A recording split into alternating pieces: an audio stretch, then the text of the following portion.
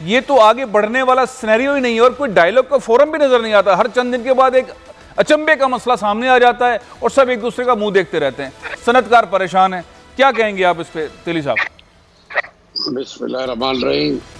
सबसे पहले तो शुक्रिया।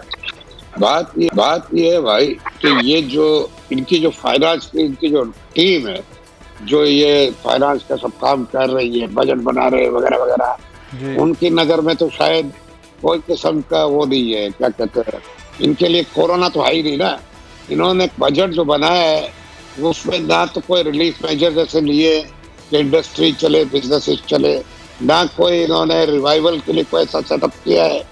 एक्सपोर्ट इंडस्ट्रीज को कुछ मराहत दी है, मगर उसके साथ साथ बहुत से मसले मसाइल खड़े हैं, बिजली के, पानी के, गैस के, इंफ्रास्ट्रक्चर के। कराची जैसे शहर में जहाँ 20,000 से ज़्यादा इंडस्ट्रियाँ हैं, यहाँ पे इतने मसाइल हैं कि आप करोगे क्या। और ये लॉकडाउन की वजह से जो बिजनेसेस तबाह हो गए हैं उनको कोई किस्म का रिलीफ नहीं मिला। ना तो बिजली के रेट कम हुए, ना गैस के रेट कम हुए। अब आप ये देखें बिजली का जो रेट अचानक किस तरह बढ़ा है, तो ये तो समझ से बाहर है। ये पेट्रोलियम के जो रेट्स बढ़े, ये कभी कभी तो ऐसा लगता है कि ये इमरान खान को खास करके कोई ऐसा प्रोग्राम बनाया हुआ है कि इसको नुकसान हो।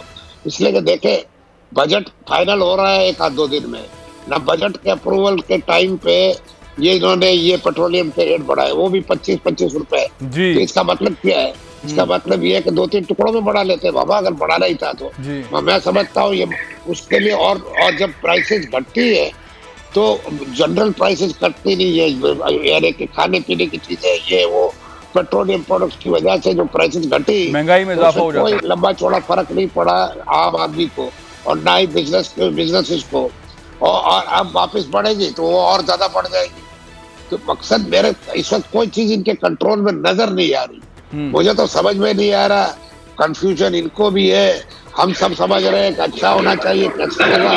ये कोरोना की वजह से गाड़ी चल ही नहीं रही, और साथ में लॉकडाउन जो करते हैं तो या तो शुरू में एक दफा अच्छा सा कर लेते तो ये प्रॉब्लम ना आती, मगर अब कर लिया है तो खोल दे लोगों को, इसलिए ना तो रिलीफ आप दे रहे हो, ना काम धंधा करने दे रहे हो। और आप बल्कि सिंध हुकूमत की तो ये भी खूबी है कि इन्होंने ऑर्डिनेंस निकाला हुआ है कि आप लोगों को निकाल भी नहीं सकते, आप किसी की तनख्वाह भी नहीं काट सकते। अगर वो लॉकडाउन एरिया में है और वो नहीं आ सकता तो हाजिरी भी लगाए। अब 3-4 महीने से लोग तनख्वाहें दे रहे हैं, आप क्या एक्सपेक्ट करते हो कि बिजनेस कम्युनिटी कब तक चलेगी?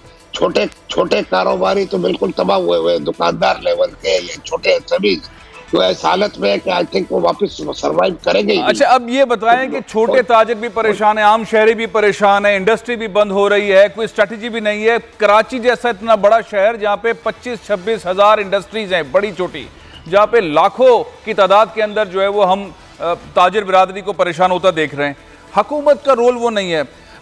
इकराम सहगल साहब, ये जो हम कराची इलेक्ट्रिक के बारे में सोचते हैं, एक प्राइवेट कंपनी जो सहूलत देगी, जहाँ पे लोगों के साथ ताउन होगा, सनतकारों के साथ, आम शहरियों के साथ, ये सारा सिनेरियो एक ऐसा इन्वायरमेंट जिसके अंदर लोग सोचते हैं कि हमें सहूलत मिलेगी, लेकिन बिलिंग के साथ साथ एक ऐसा मामला है जिसके अंदर लोड शेडिंग ऐसी हो रही है, ज़ाहिर बिजली चोरी होने का मामला भी है, लेकिन ये सारे ऐसे मामलात हैं, ये ऐसी सारी चीज़ें हैं जो के इलेक्ट्रिक से मुतालिक लोगों को एक बदगुमानी, साथ ही एक नफरत का अंदाज, और फिर वहाँ पे गड़बड़ के मामला भी बहुत सारे हैं। आपने इस इदारे को चलाया एज चेयरमैन चलाया है, क्या कहेंगे, क्या खराबियां हैं, क्यों कराची को कई सही अंदाज से चलाने में कामयाब नहीं हो पा रही?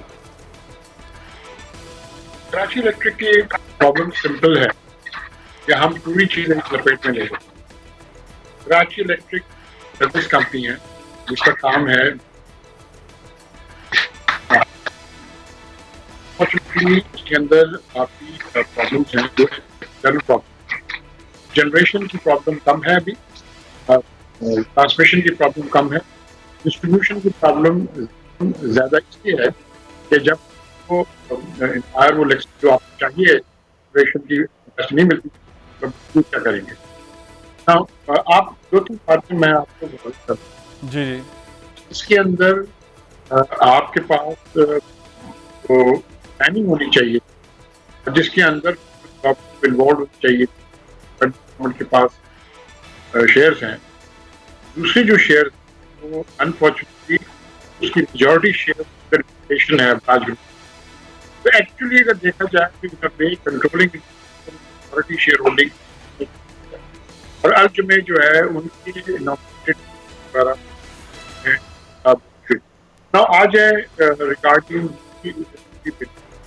नाउ नेचुरली अगर आप अपने रिसोर्सेज से आप बाद आप अगर जनरेशन कैपेसिटी लगाएंगे एक्स्ट्रा, जब आपके पास जनरेशन कैपेसिटी अवेलेबल है ऑन द ग्रिड, तो वो जो आप पैसे लगाएंगे उसके ऊपर और लोन लेंगे उसको तो आपने रिपे करना है। सब्सक्राइब करें और बेल दबाएं ताकि कोई खबर रह न जाए।